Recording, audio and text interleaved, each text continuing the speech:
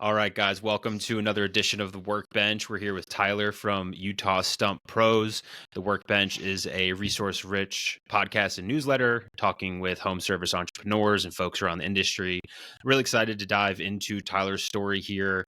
Relatively new to the home services industry, having started his company as recently as August 2024. So really excited to dive into his story, how he got to where he is now with his stump business, and really just learn everything about his story up to this point. So Tyler, appreciate you coming on. How's your week going so far? Good. Yeah. Yeah, Stoked to be here, Brian. I had a good start to the week. It's starting to warm up here in Utah, which is great. So spring's picking up some more business, and we're loving it. So yeah, we're nice. excited. Cool, man. So yeah, let's get into the background. So my understanding is you were doing pretty much tech sales, which that's my background as well. SDR, AE, that whole world can make good money, can be a little soul sucking at times. But my understanding that's kind of what you were doing up until, I mean, really about 6 months ago, 8 months ago. So would love to just hear the background, Tyler. What have you been doing career wise up until starting Utah Stump Pros, and then really what led you to starting this company? Yeah. I graduated from school about 4 years ago. In college, I did some door-to-door sales, which was like my intro to the sales world, if you will. I was one of those guys that knocked your door and sold you pest control. I hated it, but it was good college money, and I was good at the sales side. So I was like, all right, let's keep pushing, see where this takes me. There's a really good tech scene in Utah, so joined a few different tech startups selling SaaS, like you mentioned, mostly to restaurants is who I sold to. Started as an SDR, did a year of that, and then was an AE for a few years, and it was great money. I was good at it. But like you mentioned, it was a little bit soul sucking for me personally. I have friends that love it. I had a bunch of friends that we were all good at it. I personally, though, I grew more and more unhappy while earning more and more, which is a weird dichotomy to experience. And so, yeah, anyways, I got more and more interested as that happened in entrepreneurship, looked at a bunch of different opportunities. I first read Buy Then Build. So I was like, oh, I'm going to buy a business. Realized I'm just out of college and did not have capital to buy a business. So looked at some service franchises, which I still think there were some really good ones in there that I passed up on at the finish line. And then finally one day heard a podcast about a stump grinding business. And for some reason, it stuck out to me. I'd been on a tree company in high school, so it's familiar a little bit with like the industry, I guess. And the podcast pitched like how you could do a stump grinding business in a B2B way. And I was like, oh, this is brilliant, and it aligns with my skill set, and like I feel like this is pretty approachable. And so yeah, that's kind of where the idea came from. Yeah, so let's before we get into Utah Stump Pros, I want to talk about like your experience getting ready to potentially exit that W-2 tech sales world, and it hits close to home for me. That's basically what I did for 10 years, and in my career, at one point, I was working at TikTok, working probably 3 hours a day, making 6 figures, good money, health insurance, pretty much had all the perks. But in a lot of ways, it was the most depressed I ever was because I felt so disengaged. I wasn't being challenged. I wasn't really feeling my skill sets being called upon in a major way. So for you, as you get into the SDR world and you're getting those wins and getting promoted to AE, like what was your mindset around like, man, I don't know if this is right for me, because really business and a lot of things are just about making money, and you're kind of making good money in those worlds. So where did you start to think, okay, maybe this isn't really the path for me? Yeah, it was. I remember specifically, I was on kind of on fire from like being an SDR into my early stages as an AE, and I was like, tech is the coolest thing in the world. I'm going to be a VP of sales one day. Like, this is my future. Like, whatever. And then I remember after my like third quarter as an AE, I had a great quarter, did like 300% the target, made a huge commission check. Like, it was awesome. That was the end of Q2 of the year. So we rolled in after the 4th of July for the start of Q3. I feel like that's right. Is July the first month of Q3? Is Yeah, that? something like that. I Yeah, think so. something Yeah. like that. Regardless, rolled in, just Yeah. hit 300% of my target, like feeling just great. 4th of July just happened. We get to I get to my desk and talk with my manager, and he's like, dude, great job. You start back at zero, which is normal for sales, and that there's a grind there. But he's like, yeah, your territory that you had, we're cutting it in half, and then also, we're your quota's going up like a good amount, so you have to make, you have to sell X amount more to make the same amount. And I was just like, wait, what? Like you can do that? Like that doesn't feel fair. And whatever. I still, that was early on in my sales career, and so I still went and hit quotas after that and still made money. But that like planted the seed that I was not in control over, um, completely in control over my own success. There was a lot that I could do that I was in control of, as being in sales, but there were things like product choices that the company made, quotas, territories. There were just things that were completely out of my control, and I just did not. It didn't sit well with me. I felt like I was a high performer, and I wanted to be in control completely of my future. If I failed, I wanted it to be because of me, and if I succeeded, I wanted it to be because of me. And I think that's what drew me to entrepreneurship, because now today, if I don't service any revenue one day, that's all on me. And if I do a $5,000 day, that's also all on me. And I love that. I love how that makes me feel day to day. It just makes me feel way more engaged in what I'm doing. There's a little bit more pressure, but I don't know, I like that feeling. So that was kind of the process, or the thought process behind it. So you're getting ready to say, okay, this has been a fun couple years. I'm making good money, but I want to do something that is more within my locus of control. Why home services more generally, and then why stump removal and grinding, and then we'll get into the business you run. But what was your mindset and what was your thought process around, like, okay, why not go start a restaurant? Why not open a salon? Why not open a tattoo parlor? Why was it home services for you? Yeah, home services, it just felt like there was, in certain home services, the lowest barrier to entry. I'm not talking like plumbing, HVAC. I'm not talking those big, huge home services, because like I had no interest in going to compete with massive private equity companies.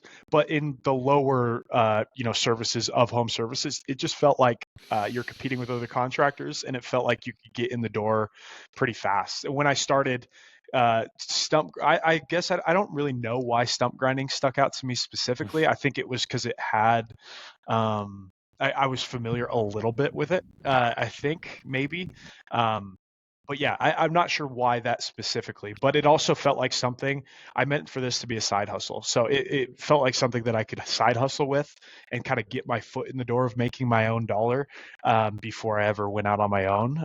That it was only a side hustle for a month before I ended up leaving. But yeah, I think that's why I went with this idea. Yeah, yeah. And I want to hear about going from side hustle to full hustle.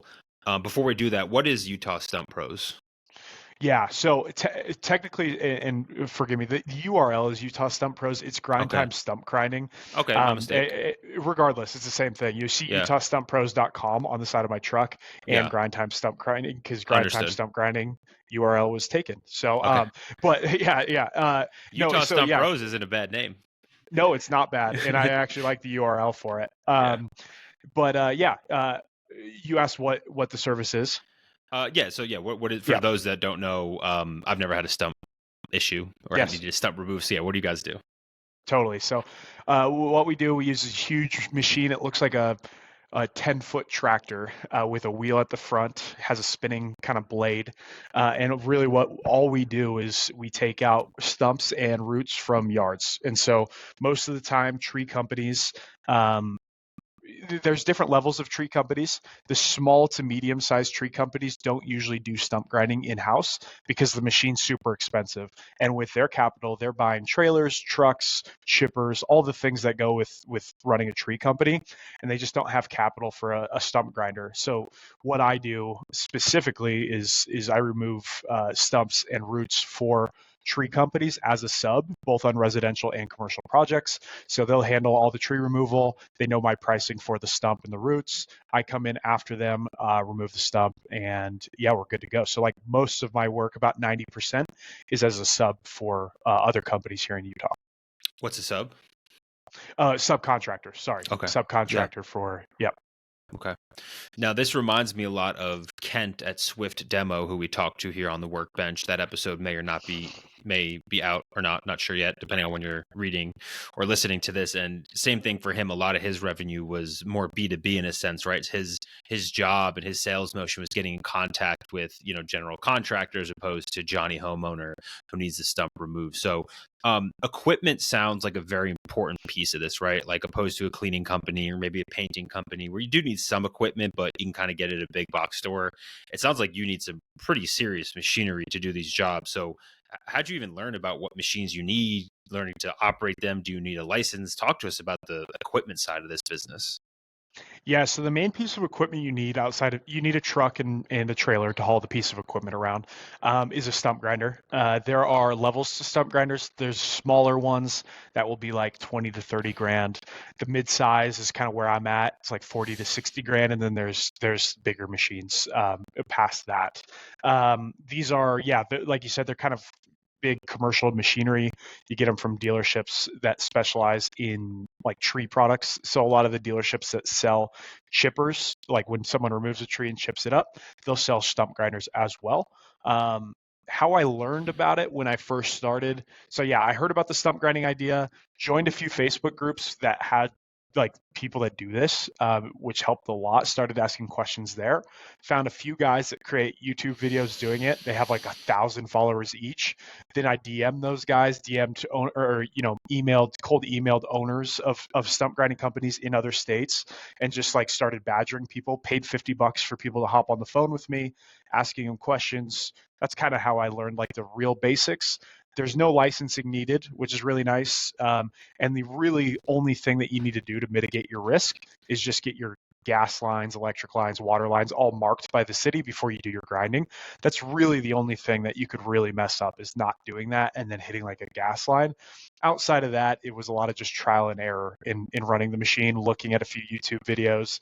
My first few jobs took me way too long, and then I slowly just kind of got better from there. But it didn't hurt anyone having to learn on the job. You know what I mean? It's not like I'm falling a 60-foot tree that could hit Yeah. a house. Yeah. It was pretty low risk when you start. A lot of people that read and watch this are aspiring entrepreneurs and they want to start a home services company. How'd you go about scrapping together 40 or 50K for this piece of machinery to get started? Yeah, I didn't at all actually. So I like to keep as much money in the bank as possible. I'm actually it sounds like I love risk because I started, this company. I actually hate, I'm the least risky person when it comes to personal finances there is. So, bought a truck, traded in my car, bought a truck for, I didn't put any money down outside of the car that I traded in. The trailer, I put 0 down. It was loaned to my personal credit because it's, you can do that with trailers. And then the stump grinder, you can't loan that to your personal credit. So spun up an LLC and then found a company that would loan the stump grinder to me, or to my company. But my company was new and it didn't have credit, so it pulled my personal credit, and it kind of shafted me with my interest rate. But that's how I got into the actual machine. And I guess rewinding a step there, I rented the machine for a month before I actually bought it. Mm-hmm. So then when I bought it, that's how I did it. I had to put 10K down, put 10K of that on a credit card. I had 10K in the bank, but I put 10K on a 0 interest credit card just to keep some more capital in the bank. And I paid that all off with jobs that I landed. So there was not a lot of money out of pocket for all of this. Let's take it back to August, right? So you're at the AE role. You're doing well with the tech sales. You're kind of thinking about, okay, I think I need a little side hustle here. Talk to us about like literally going from like an idea to that first job. Like, what did you do to finally get someone to hand you $1 and say, yeah, come remove this stuff for me? Yeah, so I heard this idea on Chris Corner's podcast that came out in July, and from that episode, I tested this whole idea in a different market. So I said, I asked ChatGPT what's a similar market to Utah with the amount of people and the amount of trees, and it gave me Boise, Idaho. So I actually pulled a list of tree companies in Boise, Idaho, cold texted a lot of tree companies in Boise, Idaho, never being in Boise, Idaho. You can call it me dishonest if you want. And I started figuring out if there was demand. And sure enough, I was getting text back like, hey, yeah, we would love you to come grind this stump here or there or whatever. And so I was like, all right, if there's demand in Boise, I'm guessing there's demand in Provo as well. And so that's kind of how I mitigated my risk to start. And then once I decided to move forward with Provo, in my area, I lined everything up. I lined up my trailer rental, my stump grinding rental, and then that's exactly what I did is I pulled a list of tree companies through a software called Outscraper. Cold texted all of them through a few different softwares, saying like, "Hey, this is what I do." Sent them a business card with my name and my company name on there, and then slowly but surely just started adding contractors that would give me jobs. Now my list of contractors is like 20 to 30 pretty consistent contractors that give me work, and so they kind of just fill up my schedule without me doing a ton of marketing. But that's kind of those were the first steps in getting Yeah. jobs, if that makes Yeah. sense. Yeah. So you kind of, it sounds like maybe leveraging some of the skills you developed as an SDR and AE with the cold 100%. outreach and like kind of parlaying that in. That's what I think's been interesting talking to you and Kent and some other folks is that a lot of times I always thought about home services as like you're 90% of the time servicing the end homeowner as the customer, but there is this more like B2B section of home services where it's like you're actually reaching out to business people more so than anyone else to try and build relationships and get jobs, which I think is pretty unique and creative, particularly here in home services. So, okay, so that, you did a little demand assessment in Boise. You're like, okay, I have enough conviction to bring this here to Provo. You get your first job through a GC. It sounds like pretty quickly you went from like side hustle to like, I'm out, peace, tech. I'm now going to do this full time. Like, how'd you get to that point in 30 days? Yeah, so in August, like I was just texting every company I could and starting to land jobs with different companies, so I did about $9,000 of revenue on the side in August. That was revenue, not profit, but that was all done morning before work, afternoon after work. Here in Utah, it gets dark around 8 in the summer, so I had from like 4 p.m. to 8 p.m. every night to do stump jobs, and then I would fill my whole Saturday with stump jobs. So that's kind of how I did it all of August, and then I was looking at my calendar going into September. And I was like, dude, if I do all the jobs on my calendar, I'm going to get fired anyways. Yeah. So I actually just broached the subject with the company I was with. They liked me quite a bit. I had a really good pipeline and some good stuff going for me there. So I told them, I was like, hey, I would actually love to make this a win-win. Like, help me hand off all these accounts. I have this other thing going on the side that I want to go full time with. All I ask is you just give me a month of severance to do all of that, and your other guys are going to close a lot of this revenue. And they believed me. They paid me a month of severance, and it was a win-win for all parties. So that's Nice. kind of how we left in September. Yeah, no, that's a good way to leave it. You don't want to quiet quit and then get all this resentment built up with, Exactly. the company. And I think that's a good way to do it. So, okay. So now that the business has been rolling, it's much less than a year, like I said, maybe 6 months.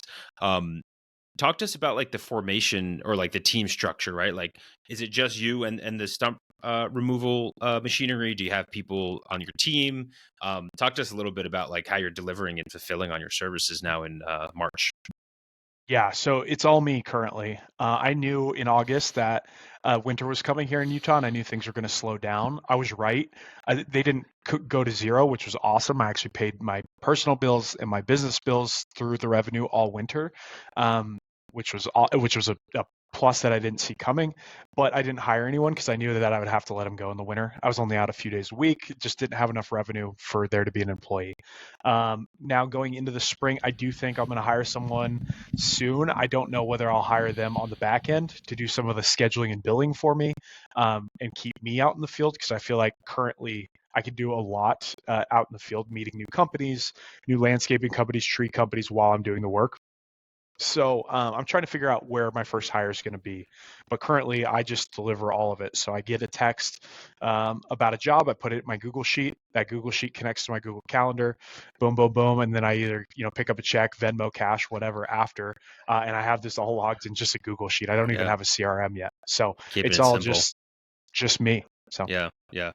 And now is it fair to say that stump grinding seasonal? Are you doing stumps in yeah, the winter? Okay. So how are you you are, yeah, but go ahead. yeah. Sorry, there's some in the winter Yeah. for just for reference, like I did 9 grand of revenue in August. I Mhm. did like 23 in September, which is still my biggest month to this day. And then it slowly started trickling down through the winter.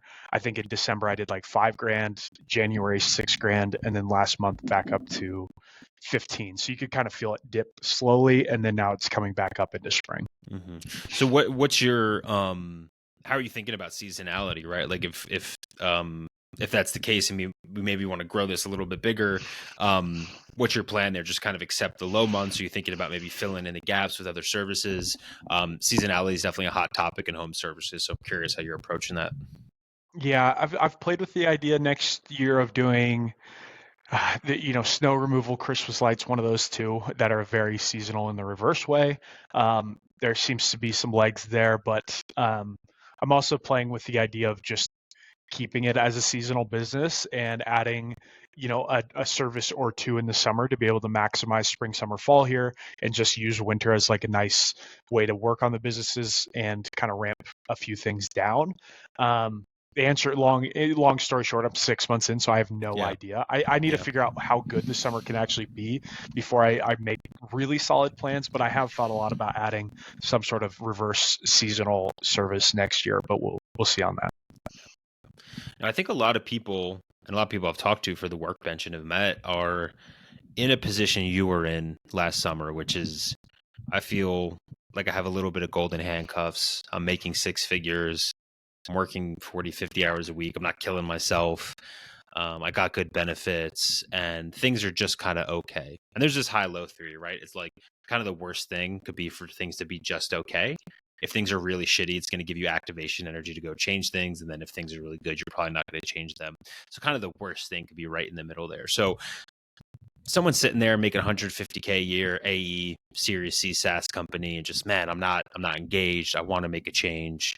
For someone that's on the other side of that now, what would you tell that person?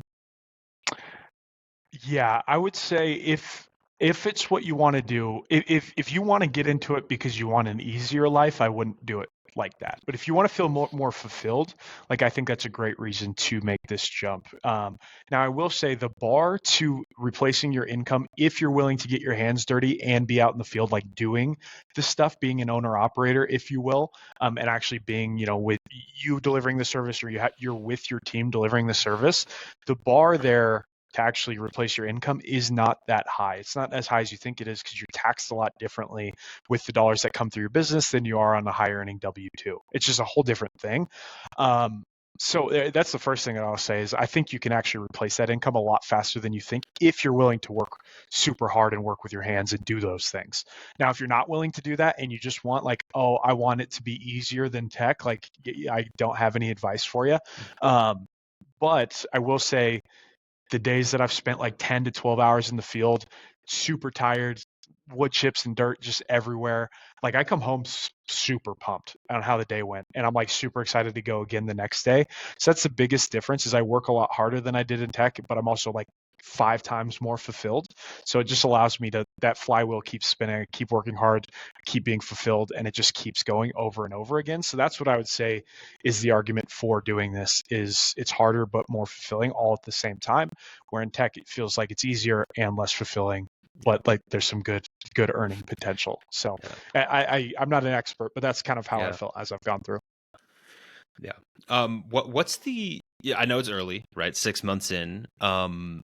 Have you sat down and thought about what the next 3 to 5 years might look like for Grindtime? And if so, kind of where, I know you mentioned maybe adding some more services, trying to smooth out that seasonality.